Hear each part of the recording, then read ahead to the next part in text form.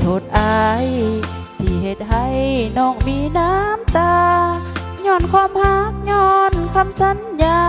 สัจวาจาสองเฮาแต่กี้นอกจากพ่อแม่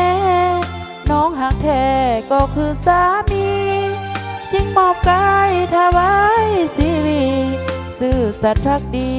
กับอ้ายเลื่อยมาน้องเองก็หูอ้ายจะสู้นอกใจลูกเมียได้เงินมากินเหล้าเมาเบีย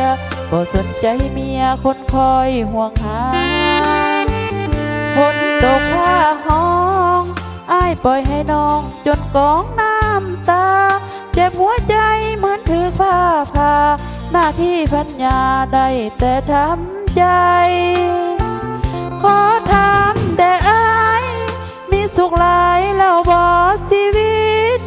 หูบ่ว่าอ้ายเฮ็ดผิด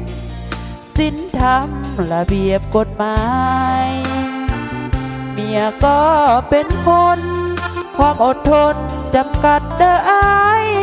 หลายเถื่อแล้วที่ให้อภัยยามใดอ้ายจะเปลี่ยนแปลงบ่ต้องสัญญาให้ดินผ้าสวยเป็นพยานขอเพียงอ้ายตั้งใจเฮ็ดงานกับเพื่อนกับสานทุกมื้อยามแลงหักเดียวใจเดียวบ่เลาะบ่เที่ยวให้น้องละแบงน้องจะคอยเฮ็ดผ้าเข้าแลงคอยท่าผัวแพงกินข้าวห่วมกัน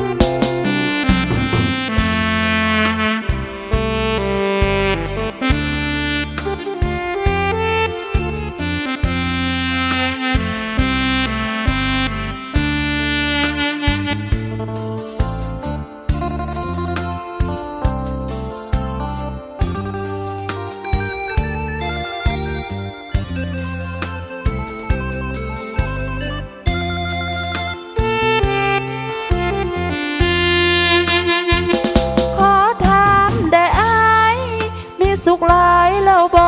ชีวิตหูบ่ว่าอ้ายเฮ็ดผิด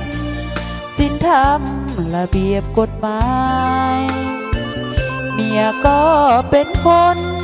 ความอดทนจำกัดเด้ออ้ายหลายเถื่อแล้วที่ให้อภัยยามใดอ้ายจะเปลี่ยนแปลงบ่ต้องสัญญาให้ดินผ้าสวยเป็นพยานขอเพียงอ้ายตั้งใจเฮ็ดงานกับเพื่อนกับสานทุกมื้อยามแลงหักเดียวใจเดียวบ่เลาะบ่เที่ยวให้น้องละแบงน้องจะคอยเฮ็ดผ้าเข้าแลงคอยท่าผัวแพงกินข้าวห่วมกัน